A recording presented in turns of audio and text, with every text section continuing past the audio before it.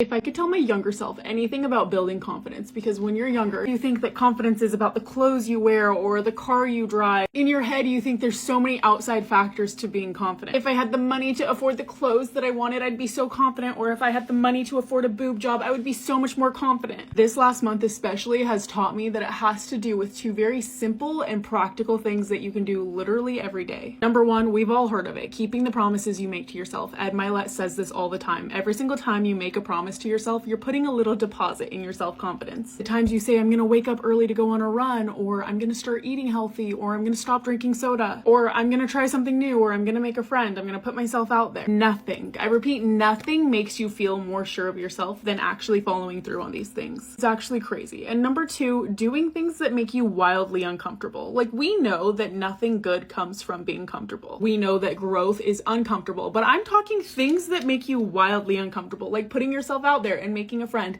That is so uncomfortable for some of us, especially me. Hell, I just ran a half marathon with tons of strangers, and although I wasn't sitting there like sparking up conversations with people at the start line and the finish line, I pretty much kept to myself the entire time.